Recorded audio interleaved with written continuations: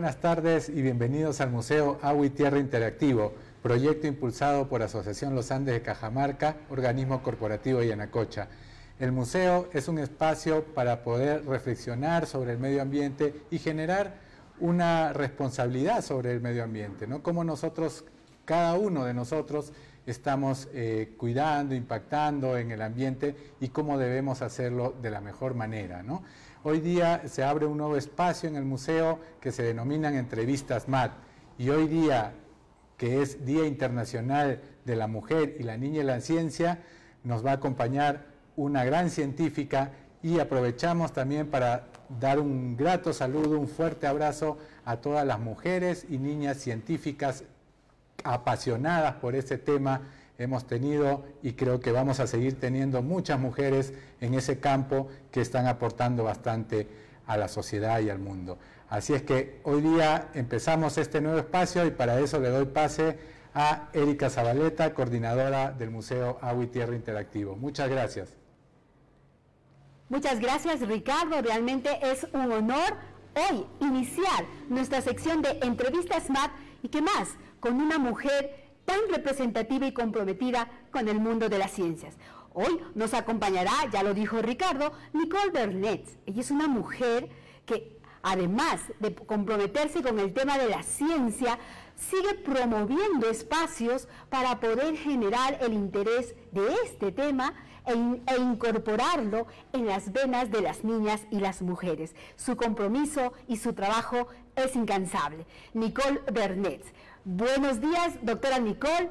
Felicitaciones, es su día y en su día lo celebramos aquí en el Museo de Tierra Interactivo en Entrevistas MAT. Estamos en directo en el fanpage del Museo Agua y Tierra Interactivo. Quiero contarles rapidito quién es Nicole Bernet. Nicole Bernet Waves, ella es doctora en geografía, directora académica del Instituto de Geografía Aplicada de la Universidad Católica y miembro del directorio del Foro Peruano para la Gestión Integrada de los Recursos Hídricos. Es presidenta del Consejo Directivo y miembro de la Comisión Administrativa de la Sociedad Geográfica de Lima. Imagínense qué tremendo honor tenerla hoy en nuestras entrevistas MAT. Doctora Nicole, muy buenos días. Vamos ya a dar inicio, pero antes de todo, de darle el pase para sus respectivos saludos, ya quisiera empezar con la primera pregunta y darle todo el tiempo a aprovecharla que la tenemos a usted en este espacio tan interesante de Entrevistas MAT. Hoy, en el Día Internacional de la Mujer y la Niña en la Ciencia, nos encantaría conocer un poco, a partir de esos recuerdos significativos que tiene de su vida, ¿cómo inicia usted en el mundo de la ciencia? ¿Y qué tropiezos, qué zancadillas fue encontrando para poder llegar y poder contribuir con todo, con toda esa carrera y ese camino que hoy ha logrado y todos ese reconocimiento y esos espacios y cargos que viene desempeñando? Doctora Nicole, es suyo el espacio. Adelante.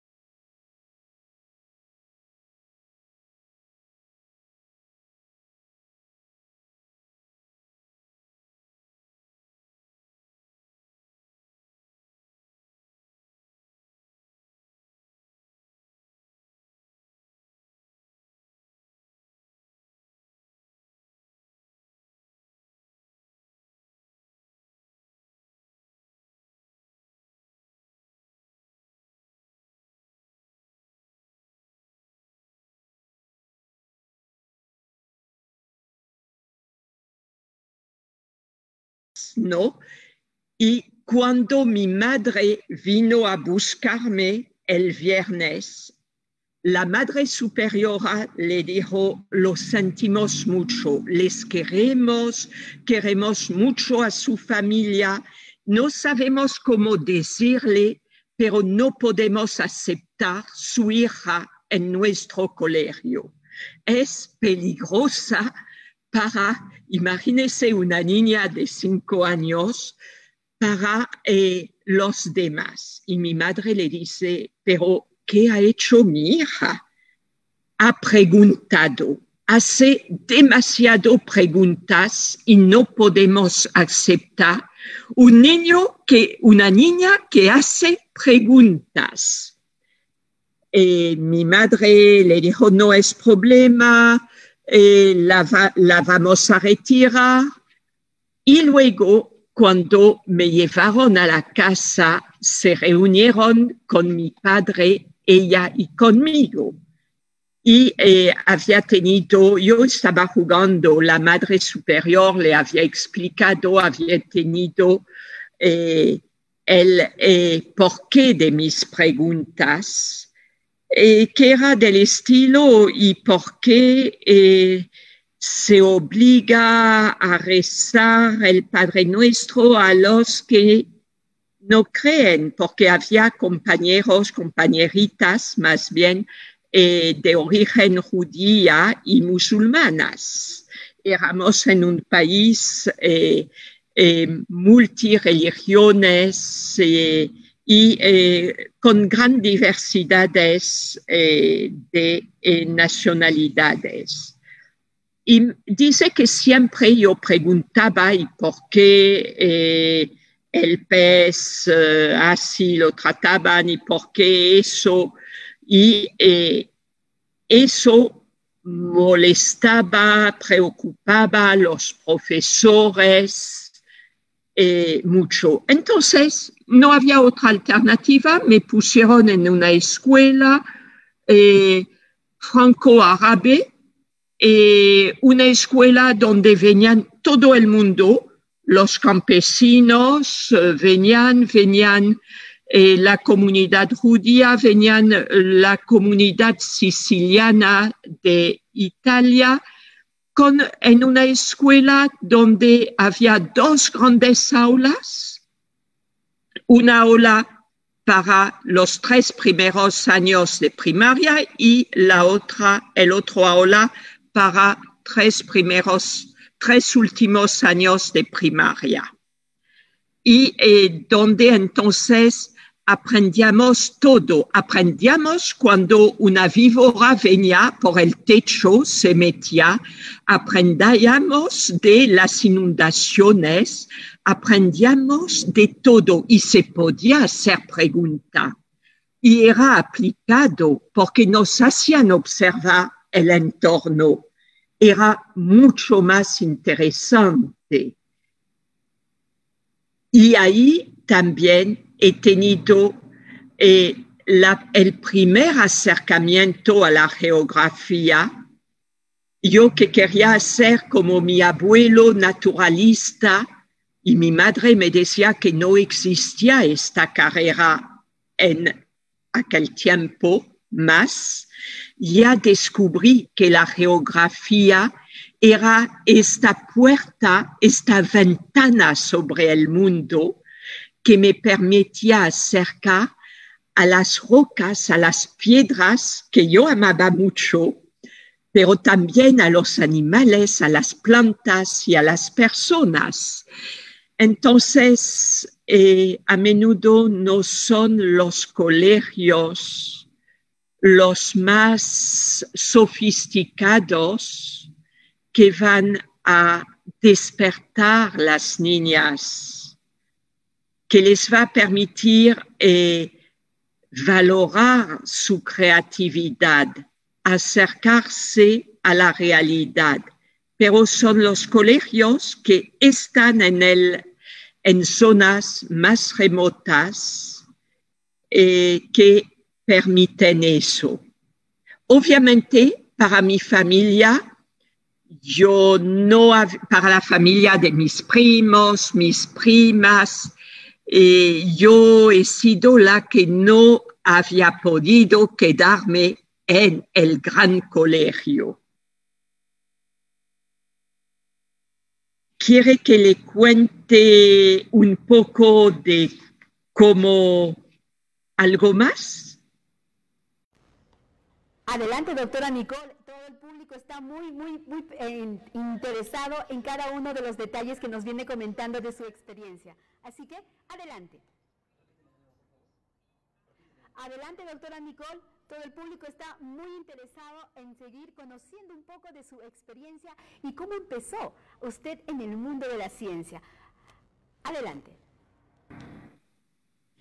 Después ha sido sencillo relativamente porque no hay que olvidar que las naciones están siempre en guerra y conocí la guerra de independencia de Túnez, pero luego la guerra de Bizerte. Por circunstancias de la vida, cuando mi padre falleció y que la guerra de Bizerte inició, ya entraba en secundaria. Y ahí he tenido la suerte de estar viviendo en Cartago, de estar en el colegio Liceo Piloto de la Marsa, que es cerca de Cartago, que es un colegio que era y hoy en día se llama Lycée Collège Gustave Flaubert, pero un colegio piloto. ¿Qué es un colegio piloto? Es un colegio donde todo lo que se enseña se aplica afuera también. Por ejemplo, yo tenía en secundaria una educación en latino, en letras y ciencias. Y el latín, que normalmente es una lengua llamada muerta, nosotros no era muerta para nosotros. Reproducíamos en los anfiteatros romanos dejado por el Imperio Romano y reproducíamos algunas escenas teatrales en latín, éramos los actores y lo hacíamos también con antorcha, exactamente como se hacía en el Imperio Romano, antorcha con aceite de olivo, ¿no? Que era la luz que permitía a tan docto personaje como San Agustín de escribir sus memorias, sus sermones, sus confesiones, pero que permitieron también muchos progresos en el transcurso del Imperio Romano. Cuando hemos aprendido trigonometría, me encantaba todo, me encantaba la matemática, me encantaba la literatura, pero ¿cómo aprendíamos la literatura? La trigonometría en embarcaciones con el sextante y aprendíamos a calcular así, es decir, en aula y luego afuera. Y todo ha sido así, lo que ha permitido también darme un gusto especial por la interdisciplinariedad. La geometría, por ejemplo, también haciendo módulos especiales, creando siempre y jardín botánico para las plantas y mucho los museos. Los museos eran las clases que nos gustaban porque aprendíamos de los museos, del Museo Púnico de Cartago, pero también del Museo del Bardo. Aprendíamos de cómo vivían las sociedades antiguas, cómo manejaban el agua, de las piscinas que hacían, y dos de ellas han sido concebidas y aconsejadas por San Agustín para el pueblo de Cartago, que tenía en aquel tiempo, cuando él vivía, 800,000 personas. Era una gran ciudad, ¿no? Pero también hemos aprendido mucho de lo que es en nuestro país, por ejemplo, el muelle, ¿no? Y hay muchos muelles en África del Norte que se usan como falso pimienta y tantos árboles que permitieron a los romanos también utilizar la madera para la construcción de sus naves y también tener un impacto sumamente importante en la deforestación. No la escucho.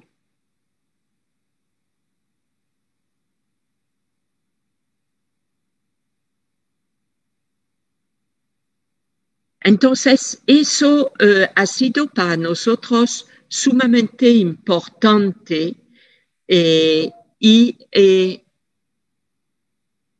en este colegio de La Marsa, como en la pequeña escuela de Masico, he tenido la suerte de estar en un medio mixto, en una época donde todavía había colegios de hombres, colegios de mujeres.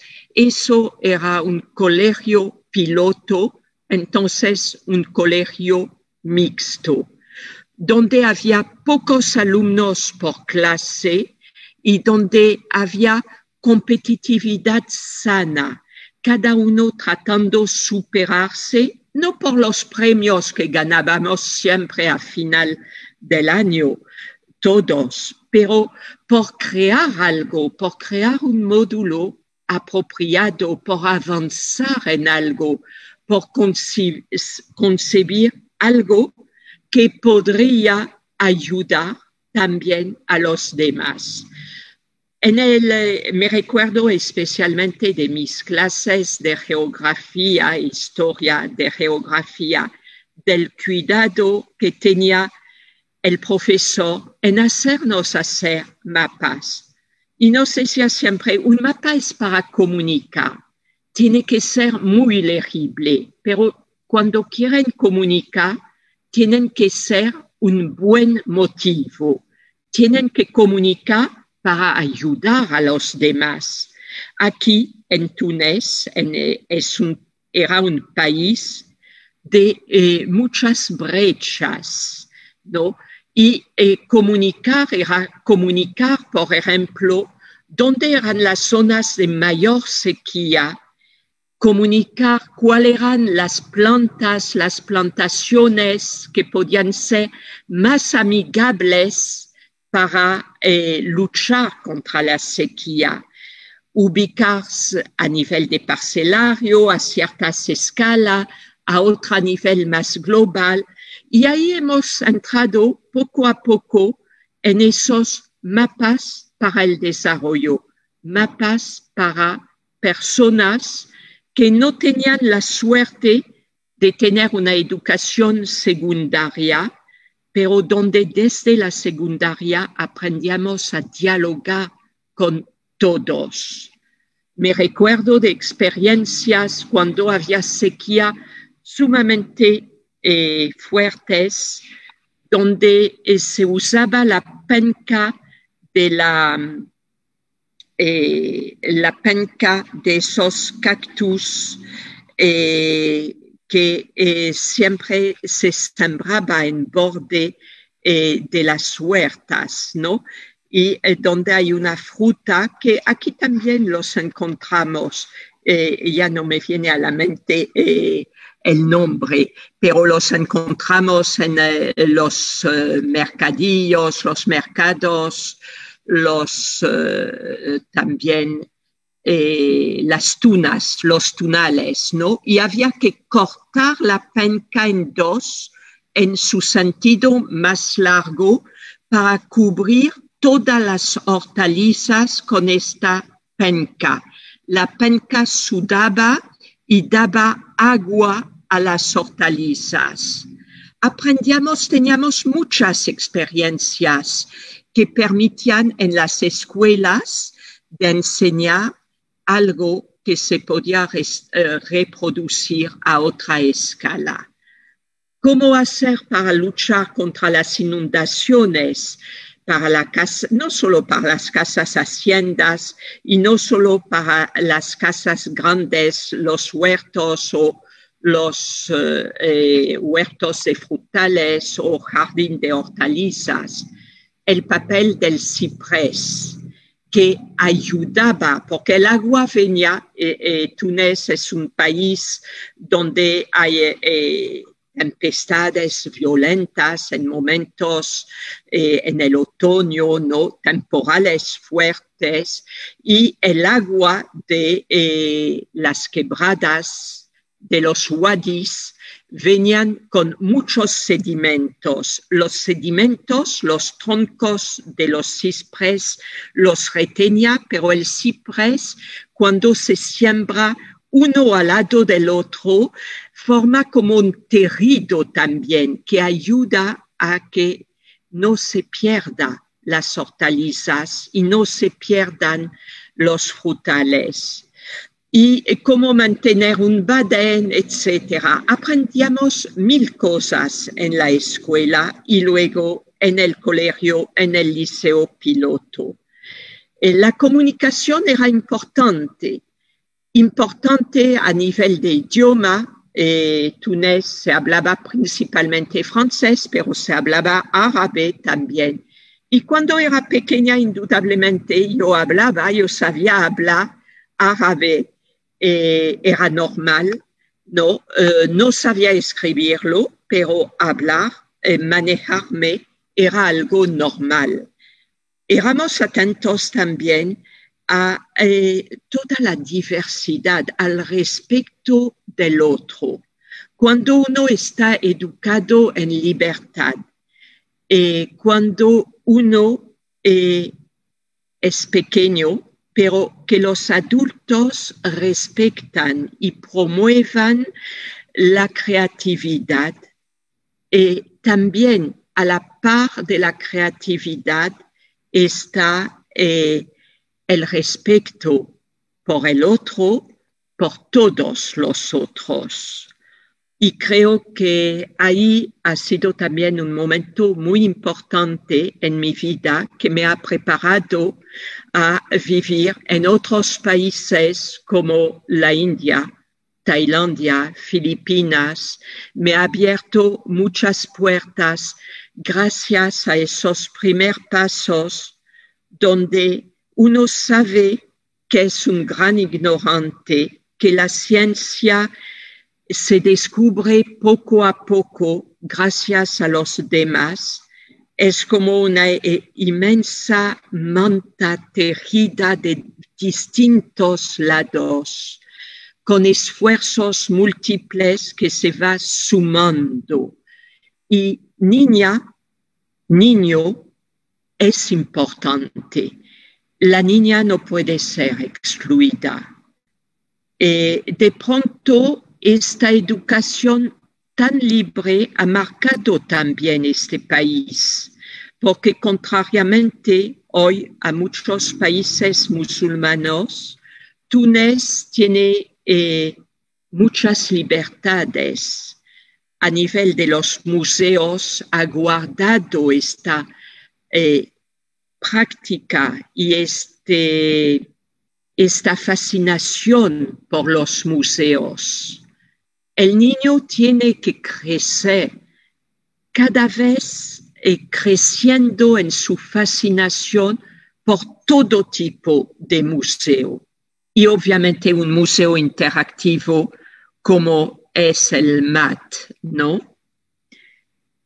En este Día Internacional de la Niña y la Mujer en la Ciencia, yo creo que nos quedan muy pocos minutos, ¿no es cierto? Y podría decir quién, y lo siento, quién me ha impactado más, que ha sido realmente un apoyo en los primeros años de vida, que son los 10 primeros años, yo creo que ha sido mi abuela. Mi abuela, que para mí ha sido una mujer extraordinaria, fascinante, que no tenía temor porque amaba mucho. Mi abuela y mi abuelo no lo he conocido, él la dejaba siempre durante 2 años y medio, 3 años. Él era del Instituto Pasteur, él era naturalista, él iba de Túnez a Congo, al Congo francés, para la enfermedad del sueño. Es parte de los que descubrieron la mosca tsetse. Él era entomólogo, ¿no? Y mi abuela se daba cuenta de todas las barreras que había que impedía a las mujeres de crecer en ciencia. A ella, su familia, le había cerrado la puerta cuando primero se formó como maestra de primaria y le dijeron, no se puede trabajar, una mujer no puede trabajar. Se casó con un científico y dijo a su familia que lo sentía mucho, pero que iba a seguir como mujer trabajando para que todas las mujeres puedan descubrir la riqueza de lo que significaba ser educada, ser formada y poder formar a sus hijos. Y mi abuela no solamente ha sido maestra, ha sido luego directora de escuela en Cartago, directora de escuela de mujeres y creó la primera escuela mixta antes de la Segunda Guerra Mundial en Cartago. Está muy recordada allá, pero ha luchado muchísimo y para mí me enseñó mucho. Quiero también dar un gran abrazo a todas las mujeres, maestras, profesoras, en el campo, en la ciudad, en espacios marginales, en colegios, que se abran a la ciencia. Son horizontes insospechables que nos llevan de la mano. Muchísimas gracias, Erika.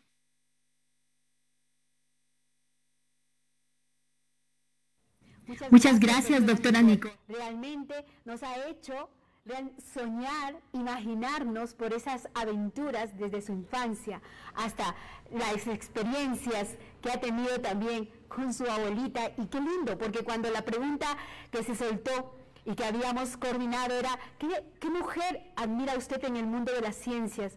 Y decirnos que es su abuelita, cómo ha impactado en su vida, nos deja un mensaje. Nos deja un mensaje a todos. Hablar de ciencia es hablar de nuestra vida cotidiana. Es hablar de cada momento y cada espacio que podemos aprovechar para que nuestros niños, nuestros jóvenes, niñas y jóvenes puedan acercarse a la ciencia y puedan entender cómo funciona su entorno y desde experiencias muy simples. De igual manera, también para nosotros ha sido un placer en la sección Entrevistas MAT de este año 2021 iniciar esta sección con usted, conocerla un poco más. Ya desde el fanpage hay algunos comentarios muy favorables y agradecen mucho por permitirnos conocer esa trayectoria, conocer esos primeros pasos que usted tuvo para poder iniciarse en la ciencia, y agradecemos también y reconocemos hoy a mujeres en la ciencia. Queremos, representados muy bien por usted, queremos reconocer esa gran labor, ese compromiso y sobre todo esa sencillez con la que ha sabido compartir con nosotros sus experiencias. Bien, nuevamente, gracias doctora Nicole, gracias también a la Asociación Los Andes de Cajamarca, organismo corporativo de Yanacocha, que impulsa el Museo de Tierra Interactivo y que seguimos con ese compromiso de divulgar la ciencia. Estamos terminando ya. No olviden siempre visitar nuestra página web